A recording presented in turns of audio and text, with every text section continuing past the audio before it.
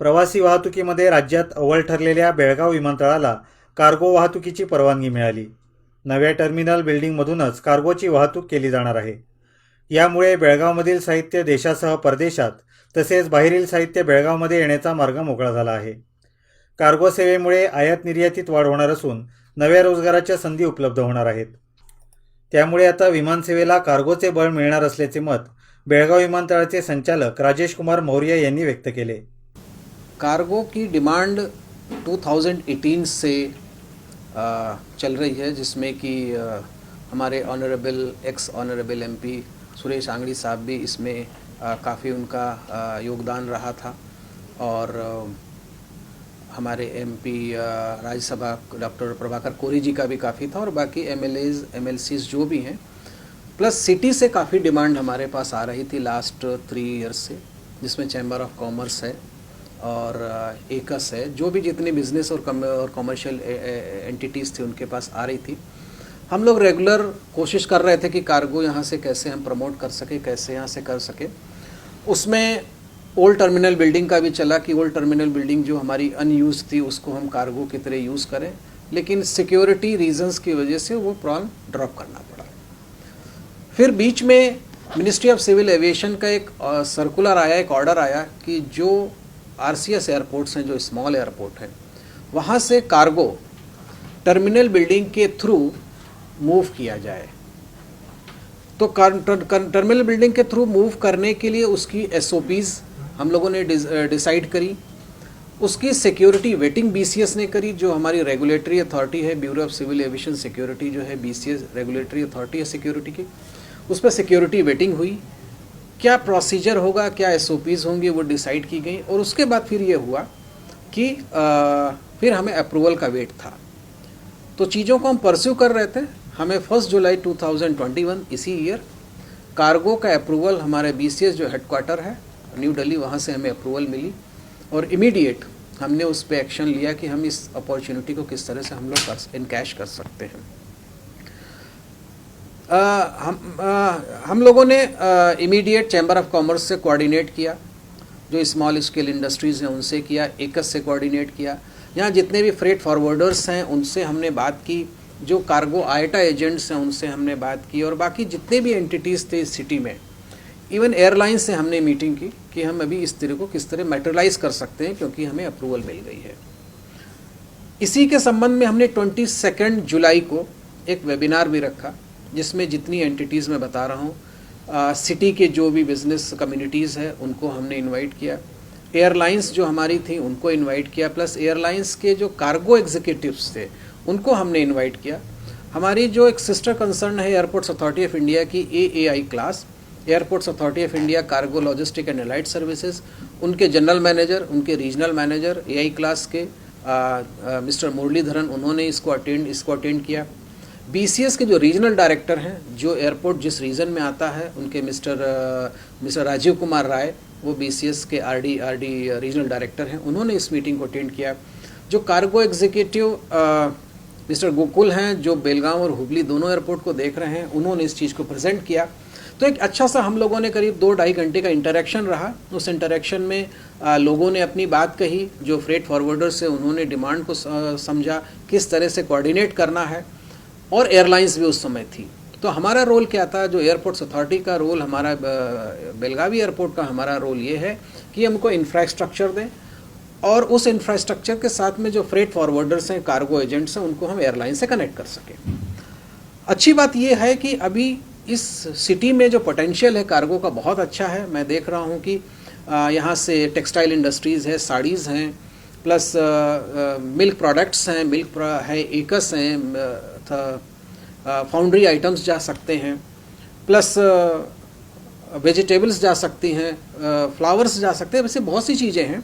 क्योंकि अभी बेलगावी 12 सिटी से कनेक्टेड है, और मैं समझता हूँ अच्छे सिटीज़ से कनेक्टेड है. सूरत से है, अहमदाबाद है, जोधपुर है, इंदौर है, नासिक है, कड़प्पा है, तिरुपति है, मैसूर है, और हैदराबाद है, बेंगलोर, मुंबई, काफ़ी मेजर सिटीज़ से हम कनेक्टेड हैं. तो बहुत से ऐसे आइटम जो कि उस सिटी से यहाँ आ सकते हैं और यहाँ से आउटसाइड जा सकते हैं, दोनों का स्कोप बहुत अच्छा है. और अभी गुड न्यूज़ ये है, जो हमने ऑलरेडी शेयर की है, कि स्पाइस जेट ने प्लान किया है कि 13 अगस्त से हम इस दिल्ली फ्लाइट स्टार्ट कर रहे हैं। दिल्ली फ्लाइट जो हमारी है, जो दिल्ली की फ़्लाइट है, वो लेह से चल रही है 11:30 पे, और लेह टू दिल्ली, दिल्ली टू बेलगांव और वापस दिल्ली उसको जाना है। तो कार्गो की पॉइंट ऑफ व्यू से अगर हम इस फ्लाइट को देखें, ये वीक में ट्वाइस इन अ वीक है, जो मंडे एंड फ्राइडे। इसमें at least cargo 5 to 6 ton cargo यहाँ से जा सकता है, जो बहुत मेजर अमाउंट हम दिल्ली भेज सकते हैं। अब दिल्ली से ये जा सकता है, अलग अलग स्टेट में जा सकता है, राजस्थान को जा सकता है, यूपी में जा सकता है, हरियाणा जा सकता है, पंजाब जा सकता है, इवन दिल्ली से इंटरनेशनल भी ये डेस्टिनेशंस जा सकते हैं। तो इस एयरपोर्ट से हम काफ़ी कुछ कार्गो को हम दूसरे स्टेशन भेज सकते हैं, एक्सप्लोर कर सकते हैं। अगर हमें ये रिस्पांस अच्छा मिलता है तो एआई क्लास और एयरपोर्ट्स अथॉरिटी ऑफ इंडिया ये दोनों एक डेडिकेटेड कार्गो बनाने के लिए ऑलरेडी हमने बिल्कुल यहाँ कार्गो बनाया जा सकता है। ऑलरेडी 4200 स्क्वायर मीटर का एरिया हमने यहाँ पे एक मार्क करके अपने हेडक्वार्टर, दिल्ली हेडक्वार्टर को भेज दिया है। अगर हमें अच्छा रिस्पांस मिला तो नेक्स्ट हमारा स्टेप होगा, एक डेडिकेटेड कार्गो बनाया जाएगा। मुझे पूरी उम्मीद है कि जैसा रिस्पांस हमें मिल रहा है, जिस तरह से लोग फ्रेट फॉरवर्डर्स और कार्गो एजेंट हमारे से कोऑर्डिनेट कर रहे हैं, और उससे लग रहा है कि हम अच्छा इसको करेंगे। एक दो चीज़ें हैं जो अभी हमें थोड़ा सा उसको कंप्लीट करना है, उसके बाद 10-15 डेज़ में हम कार्गो जो हमने सिस्टम प्लान कर रखा उस तरह से कार्गो हम भेजेंगे। लास्ट 12 मंथ्स में स्पाइस जेट को हमने लोकल अप्रूवल दी थी कार्गो मूव करने की, तो स्पाइस जेट ने ऑलरेडी 12 मंथ्स में करीब 77 मीट्रिक टन कार्गो यहाँ से हैंडल हो चुका है, जिसमें इनबाउंड कार्गो भी है, आउटबाउंड कार्गो भी है। प्लस लास्ट मंथ हमने जुलाई में वैक्सीन्स भी हमारे पास, कोविशील्ड भी आई है, पुणे से आई थी अलायंस एयर के थ्रू, तो उसमें हमने 26 जुलाई को वैक्सीन आई है, 28 जुलाई को आई है और 30 जुलाई को आई है। अभी तक हमने तीन बार में हमने वैक्सीन को 682 kg वैक्सीन हम ला चुके हैं।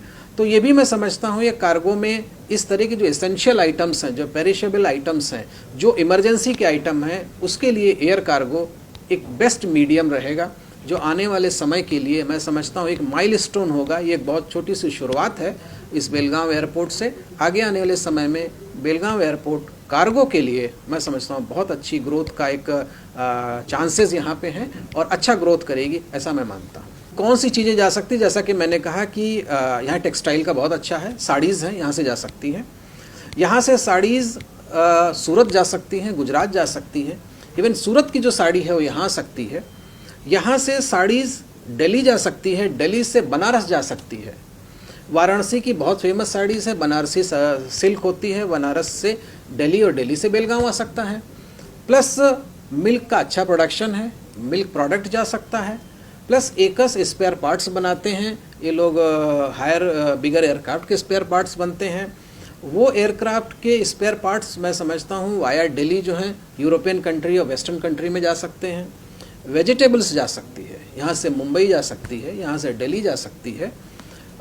फ्रूट्स जो हैं दिल्ली से बेलगांव आ सकते हैं, क्योंकि प्रोडक्शन उस साइड ज़्यादा है। वहाँ से फ्रूट्स जो हैं कश्मीर से आपके सेब आ सकते हैं, बहुत सी नॉर्थ की बहुत सी चीज़ों से हम कनेक्ट हो सकते हैं। फाउंड्री के आइटम जा सकते हैं, अलग अलग जा सकते हैं। और हैंडीक्राफ्ट है जो कि राजस्थान हैंडीक्राफ्ट के लिए फेमस है। हैंडीक्राफ्ट के बहुत से आइटम, क्योंकि अभी हम जोधपुर से कनेक्टेड हैं, तो वहाँ से यहाँ आइटम आ सकते हैं, यहाँ की चीज़ें जा सकती हैं। तो बहुत सी ऐसी चीज़ें हैं जो अभी हमारी नॉलेज में है, बहुत सी चीज़ें ऐसी हैं जो हम एक्सप्लोर कर सकते हैं। कि यहाँ के लोगों को मैं यही कहना चाहता हूँ कि जो चीज़ें हम यहाँ स्टार्ट हो रही हैं वो बहुत एफर्ट से हुई हैं। हमारे ऑनरेबल एमपीज़, एमएलएज़ और भी एंटिटीज़ हैं, जो गवर्नमेंट एंटिटीज़ हैं, जो हमारे सिटी के कॉमर्शियल और बिज़नेस एंटिटीज़ के लोग हैं, बहुत मेहनत के बाद, बहुत करने के बाद बेलगांव से चीज़ें शुरू हुई हैं। आप चाहे कार्गो की बात ले लें या बोइंग 737 की ले लें, ये बहुत स्ट्रगल के बाद हमें मिला हुआ है। तो इसको प्लीज़ प्रमोट करें, ज़्यादा से ज़्यादा जो लोग इसको यूटिलाइज़ करें, क्योंकि इंफ्रास्ट्रक्चर देना हमारा काम है, बेस्ट इंफ्रास्ट्रक्चर देना हमारा काम है, सेफ्टी सिक्योरिटी प्रोवाइड करना हमारा काम है, लेकिन उसको यूटिलाइज़ करना आप सब लोगों का काम है कि उसको यूटिलाइज़ करेंगे तब भी हमें मोटिवेशन मिलेगा और उसके आगे हम फिर बहुत और भी अच्छा कर सकते हैं.